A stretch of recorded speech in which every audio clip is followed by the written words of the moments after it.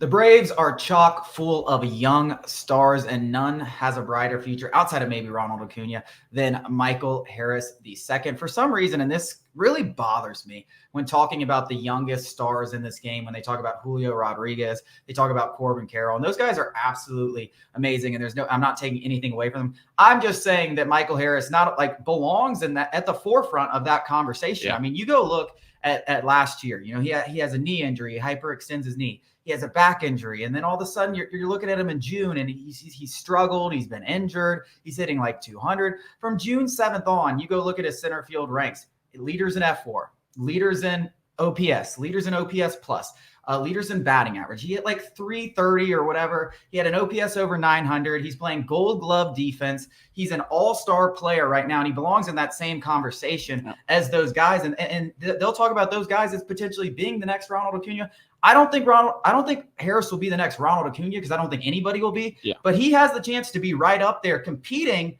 for MVPs because he is a true five-tool athlete. He is as physically talented as any player in baseball. I'm telling you that right now, including his own teammate, Ronald Acuna Jr. I got to look at him up close and personal. Northport, you see the merch. I saw it. It was beautiful down there, by the way.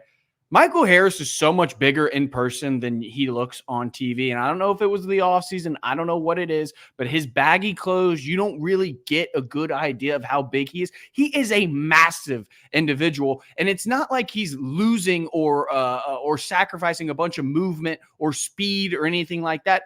He covers 2/3 of the outfield and center field there. Like, his ability to continue, he's getting bigger without sacrificing that speed.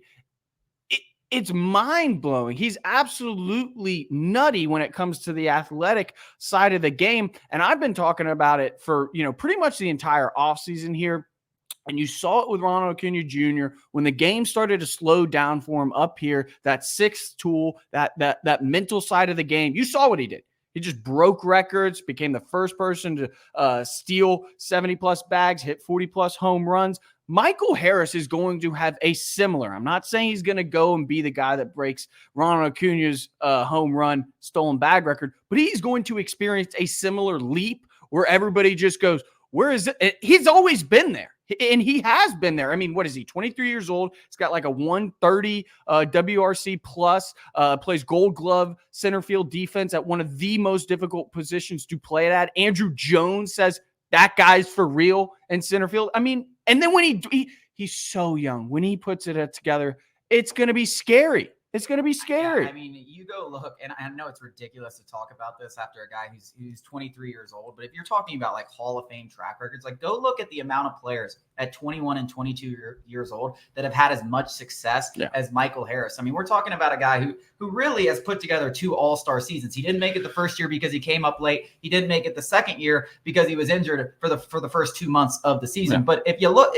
and I always talk about this, if you put the all-star games in the nominations at the end of the year, Michael Harris is a 2-time all-star coming off his age 22 season. I mean, the guy, and you talk about the game slowing down. You also talk about the confidence. I mean, he talked about it. I think I can't recall the article that I drew this from, but he talked about how getting out of that hole and how much confidence that gave him going into the season. Matt Olson talks about it all the time. He's not a cocky kid, but he is a confident kid. He have to be. I mean, he walked into this situation after not playing AAA 2 years ago and came up and performed it and got like 5 WAR in 114 games, had a 2020 season damn near. Yeah. I mean, the guy is, I just don't understand why he doesn't get, and I think it's just because the reason why he had a whole season. I don't even think it's that. I think it's because he's the 6th or 7th best player in terms of most valuable WAR aspect on the Braves. Whereas like Julio Rodriguez, Corbin Carroll, they're the best players on their respective teams. Where you put Michael Harris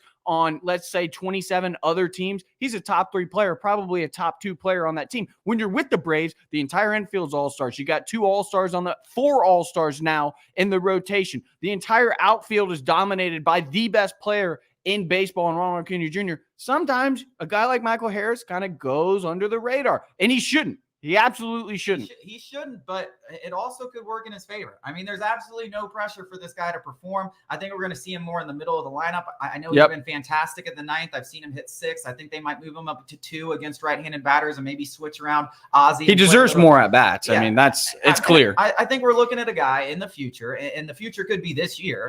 That's a 30-30 guy, or at least a 25-25 guy that wins multiple Gold Gloves and gives you 5 to 7 WAR every single season. And like you said, he's the 6th best player on the Braves. Yeah, and that guy's going to eventually start to earn MVP votes. And then at that point, you're talking Ronald Acuna Jr., Austin Riley, Matt Olson, and Michael Harris receiving top 10 MVP votes. Oh, yeah, and this little old guy named Ozzie Albies manning second base also garners MVP votes. I mean, you're talking to a guy, the leader of the Michael Harris fan club, because I know you said that, but I actually had a ticket on Michael Harris winning the MVP.